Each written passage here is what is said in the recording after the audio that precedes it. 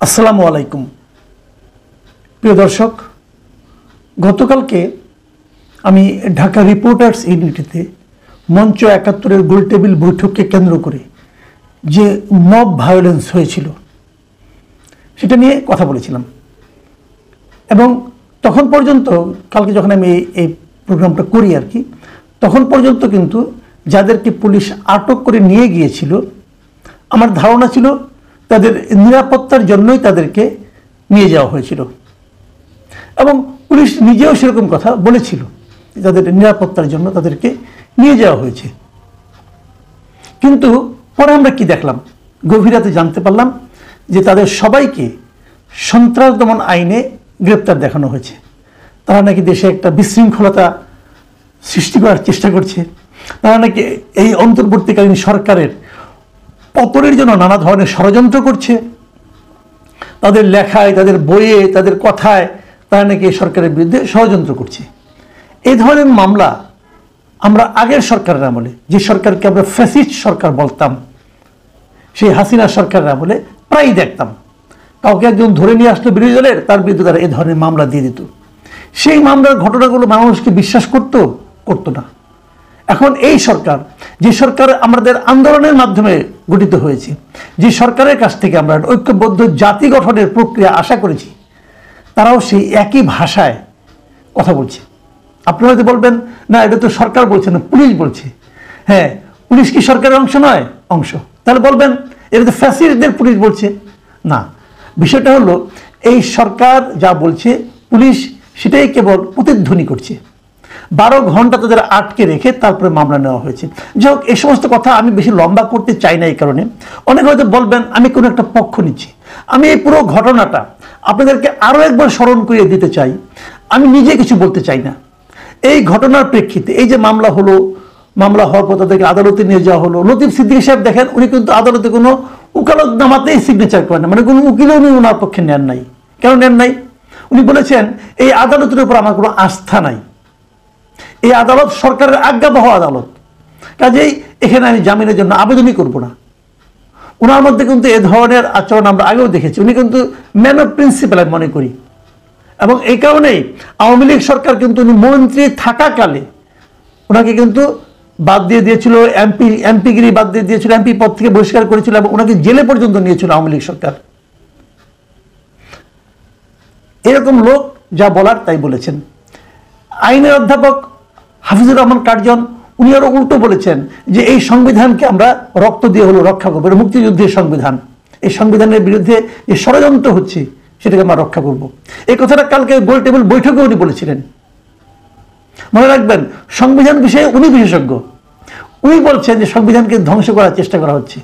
যাও, আমাদের আরেকজন বিশেষজ্ঞ ডক্টর আলী রিয়াজ আছেন, যাকে নাকি নিয়ে আসা হয়েছে আমেরিকা থেকে উড়াইয়া। উনি কীভাবে সংবিধান বিশেষজ্ঞ এখনো জানি না। যাই হোক, কি আর করা, কিছু বলার নেই। তো আমি এই পুরো ঘটনাটাকে আরেকবার আপনাদেরকে স্মরণ করে দিতে চাই, এবং সেই জন্য আমি আজকে আশ্রয় নিয়েছি একটা সংবাদ মাধ্যমের। সেটা কি? সেটা বিবিসি বাংলা এই পুরো ঘটনাটাকে কিভাবে দেখছে, তাদের রিপোর্ট কিভাবে করেছে, সেই রিপোর্ট থেকে কিছু অংশ আপনাদেরকে আমি জাস্ট করে পড়ে শোনাবো। তাহলে অন্তত লোক এটাতে বলতে পারবেন না যে আমি একটা পক্ষ নিয়ে নিয়েছি।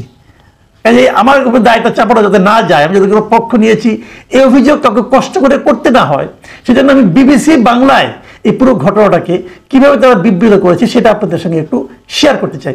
দেখুন, এই ঘটনার প্রেক্ষিতে কিন্তু মাথায় রাখবেন, যেখানে অনুষ্ঠানটা হয়েছিল যে ডিআরইউতে, মানে ঢাকা রিপোর্টার্স ইউনিটি, তারা পর্যন্ত বিবৃতি দিয়েছে।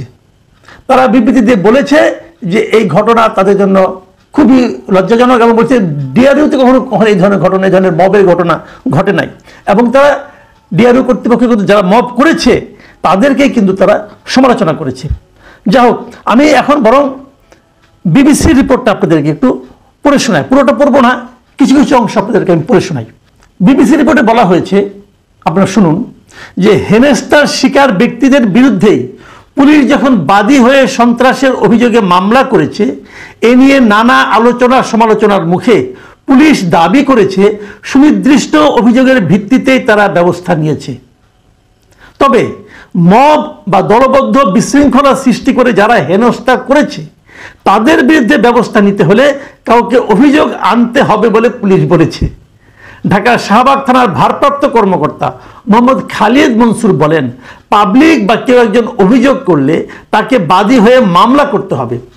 মানে এদেরকে গ্রেপ্তার করার জন্য এই পরিচিত মুক্তিযোদ্ধা এবং বিশ্ববিদ্যালয়ের অধ্যাপক এবং সাংবাদিক মঞ্জুর আলম পান্না সহ এদের বিরুদ্ধে মামলা করার জন্য কিন্তু কাউকে অভিযোগ করতে হয় নাই। পুলিশ নিজেই বাদী হয়েছে, নিজেরাই অভিযোগ করেছে এবং তারা বলে তারা নাকি সুনির্দিষ্ট অভিযোগের ভিত্তিতে তাদের বিরুদ্ধে মামলা করেছে। আর যারা মব করেছে, আমরা যেটা ভিডিওতে সবাই দেখেছেন, দেখেননি তারা সবাই দেখেছে ভিডিওগুলো, এবং কে মারলো, কে মানে ফোন দিয়ে একজনকে আঘাত করলো মেগাফোন দিয়ে, আমরা সবাই দেখেছি। তাদের বিরুদ্ধে পুলিশ কোনো মামলা করবে না। যদি কেউ যে মামলা করেন কোনো সাধারণ নাগরিক, তাহলে ওনারা এই মামলা নেবেন। কে যাবে? কে যাবে? আপনি যাবেন? আপনি গেলে আপনাকে যে মবের শিকার হতে হবে না তার কোনো গ্যারান্টি আছে? আপনাকে কে নিরাপত্তা দিবে? এবং পুলিশ তাদের গ্রেপ্তারের পেছনে যে যুক্তিটা দেখিয়েছে, যে আপনার যে এজাহার যেটা হয়েছে, সেখানে কি বলা হয়েছে যেমন পুলিশ কি বলেছে? পুলিশ বলেছে যে ঘটনাস্থলে উপস্থিত লোকজনকে তারা জিজ্ঞাসাবাদ করেছে, করার পর তারা যারা জানতে পেরেছে, সেখানে পুলিশের বক্তব্য শোনেন যে আব্দুল লতিফ সিদ্দিকী মঞ্চ ৭১-এর ব্যানারকে পুঁজি করে প্রকৃতপক্ষে দেশকে সশস্ত্র সংগ্রামের মাধ্যমে অস্থিতিশীল করে বর্তমান অন্তর্বর্তীকালীন সরকারকে উৎখাত করার ষড়যন্ত্র ও উপস্থিত অন্যদের প্ররোচিত করে বক্তব্য প্রদান করছিলেন। আর এই ষড়যন্ত্রমূলক বক্তব্যের জন্য উপস্থিত লোকজন তাদেরকে ঘেরাও করে আওয়ামী ফ্যাসিস্ট বলে স্লোগান দিচ্ছিল। এটা হলো পুলিশের বক্তব্য। তারা নাকি ওখানে যে লোকজনের সঙ্গে আলাপ করে সেটা শুনেছে। তারপর বিবিসি বলছে, বিবিসির বক্তব্যটা শোনেন আপনারা, যদিও আলোচনা সভায় হেনস্থার একাধিক প্রত্যক্ষদর্শী বিবিসি বাংলাকে জানিয়েছে, আলোচনা সভার প্রথম বক্তা ঢাকা বিশ্ববিদ্যালয়ের অধ্যাপক শেখ হাফিজুর রহমান কার্জনের বক্তব্য শেষ হওয়ার পরপরই ২০-২৫ জন ঘটনাস্থলে উপস্থিত হয়ে স্লোগান দিতে থাকেন এবং এক পর্যায়ে আলোচনায় অংশগ্রহণকারীদের উপর চড়াও হন। ফলে আলোচনা সভায় আর কেউ কথা বলার সুযোগই পাননি। তাহলে শেখ হাফিজুর রহমান কার্জন ছাড়া আর কেউ বক্তব্য দেওয়ার সুযোগই পায় নাই। সেখানে পুলিশ বলছে ওখানে নাকি আব্দুল লতিফ সিদ্দিকী সশস্ত্র বিপ্লবের কথা বলছে। কিভাবে শুনলো?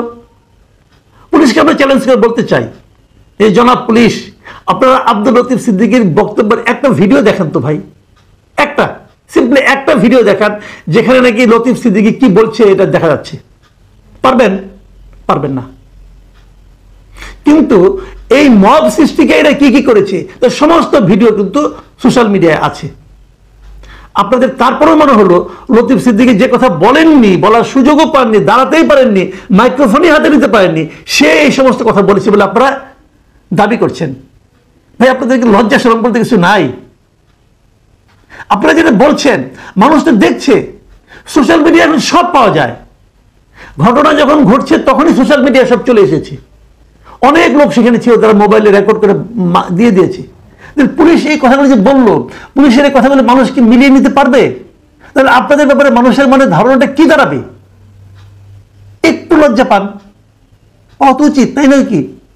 দেখুন, এই অনুষ্ঠানের যিনি আয়োজক ছিলেন, মানে এই মঞ্চ ৭১-এর যিনি কর্মকর্তাদের মধ্যে একজন, যিনি বিভিন্ন জায়গায় দাওয়াত পাঠিয়েছিলেন, তিনি হলেন সিনিয়র অ্যাডভোকেট জেরাই খান পান্না। তিনি অবশ্য অনুষ্ঠানের দিন ছিলেন না। আমি যতটুকু শুনেছি নাকি জ্যামের কারণে যেতে পৌঁছতে দেরি হচ্ছিল, যখন পৌঁছানোর আগে এই ঘটনাগুলো ঘটতে শুরু করেছেন। এবং তিনি বলেছেন যে এই ঘটনার সঙ্গে জামায়াত নেতাদের সংশ্লিষ্টতা আছে। উনি এটা বিবিসিকে বলেছেন। কিন্তু আমি কিন্তু যা বলছি এখন বিবিসির বাংলার অনলাইন থেকে আপনাদেরকে পড়ে শোনাচ্ছি, এখানে আমার কোনো বক্তব্য নাই কিন্তু। এবং তিনি বলেছেন, এই আইনজীবী বলেছেন, তাদের কাছে থাকা প্রমাণ আইন শৃঙ্খলা বাহিনীর কাছে দেওয়া হলেও এখন পর্যন্ত তারা কোনো ব্যবস্থা নেয়নি। এটা জেরাই খান পান্নার অভিযোগ। আর উনি যে বলেছেন জামাতের লোকজন উপস্থিত ছিলেন, সেখানে পল্টন থানার যে জামাতের নেতা শাহিন আহমেদ খান, তিনি বলেছেন যে ওখানে জামায়াতের ব্যানারে কেউ যায় নাই, তবে জুলাইকে ধারণ করা অনেকে সেখানে গেছেন।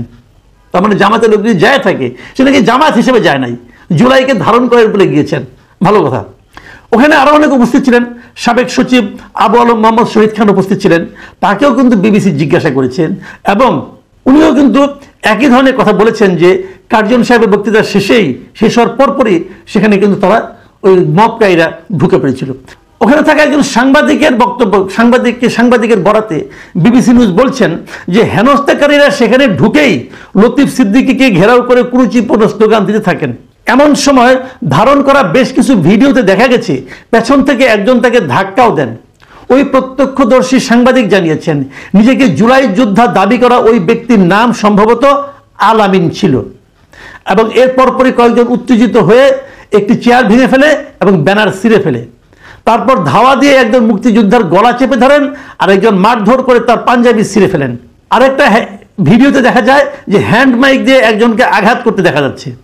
এরকম ঘটনা প্রায় ৪৫ মিনিট ধরে চলার পর সেখানে পুলিশ উপস্থিত হয় এবং তারা হেনস্থার শিকার ব্যক্তিদেরকেই আটক করে থানায় নিয়ে যায় এবং পরে তাদের উপর অন্তর্বর্তী সরকারকে উৎখাতে ষড়যন্ত্রের অভিযোগে মামলা করে। এবার ভাবুন, ভেবে দেখুন আসলে ঘটনাটা কি ঘটলো। এবং বিবিসির যে নিউজটা হয়েছে এটা কিন্তু আপনি পক্ষপাতদুষ্ট নিউজ বলতে পারবেন না, ওনারা কিন্তু আসলে রিয়েল জার্নালিজমটাই করেন। আমি দেশের কোনো মিডিয়াকে না হয় আমি কোট করলাম না, ধরে নিলাম কোনো না কোনো মিডিয়া, কোনো না কোনো দলের, কোনো না কোনো পক্ষের পক্ষপাতদুষ্ট, বিবিসির কথাই বললাম। এবং এই নিউজটা কিন্তু আন্তর্জাতিক মাধ্যমে যাচ্ছে। আমি এখানে ডক্টর ইউনূসকে জিজ্ঞাসা করতে চাই, দেখুন আপনি একটা আন্তর্জাতিক খ্যাতিসম্পন্ন ব্যক্তি, এই ঘটনা আপনার ইজ্জত কি দেশের বাইরে বাড়ালো? আপনি কি মনে হয় আপনার কাছে? আপনি কি এই সমস্ত বিতর্কের মধ্যে জড়িয়ে পড়ার জন্য এসেছেন? আপনি জীবনে অনেক কিছু অর্জন করেছেন, এখন কেন এই বদনামগুলো আপনি আলিঙ্গন করছেন? দেখুন, আমি আলোচনা শেষ করার আগে এই বিবিসি বাংলা থেকেই আরো দুজনের বক্তব্যকে আমি আপনাদের একটু শোনাতে চাই। তাদের মধ্যে একজন হলেন প্রখ্যাত আইনজীবী শাহদিন মালিক। তিনি কি বলেছেন? তিনি বলেছেন মুক্তিযুদ্ধ এবং সংবিধানকে সব মানুষ থেকে বিচ্ছিন্ন করে দলীয়ভাবে চিহ্নিত করার চেষ্টা চলছে। এসব কিছুরই বহিঃপ্রকাশ। সার্বিকভাবে বিচার ব্যবস্থা যে ভঙ্গুর হয়ে গেছে এই ঘটনা সেটারই প্রতিফলন। তিনি আরো বলেছেন আগে যেমন কিছু হলেও বিএনপির বিরুদ্ধে মামলা হতো, এখন বিএনপির জায়গায় আওয়ামীপন্থী হিসেবে আখ্যায়িত করে মামলা হচ্ছে, এখন সেটা আরো বেশি হচ্ছে। আর মানবাধিকার কর্মী নূর খান লিটন, উনি কিন্তু আমাদের যে গুম কমিশন যেটা হয়েছিল তার একজন সদস্য ছিলেন, কিন্তু নূর খান লিটন বলছেন এটি জনগণকে খেপিয়ে তুলছে, যারা ক্ষমতায় আছেন তাদের এটা বুঝতে হবে। আর সবচেয়ে বড় ব্যাপার হচ্ছে বিগত ফ্যাসিস্ট আমলে যে মামলা মোকদ্দমা বা যে বয়ান আমরা শুনতাম, একই বয়ান আজকে শোনা দুঃখজনক। গণঅভ্যুত্থানের স্পিরিটের সাথে এটা যায় না। এই ঘটনার মধ্য দিয়ে ফ্যাসিজমকে আমন্ত্রণ জানানো হচ্ছে। ডক্টর ইউনূস, আপনি কি এই বিশিষ্ট ব্যক্তিদের এই মন্তব্যগুলো শুনছেন? প্রিয় দর্শক, এখন এই পর্যন্তই। আল্লাহ হাফেজ।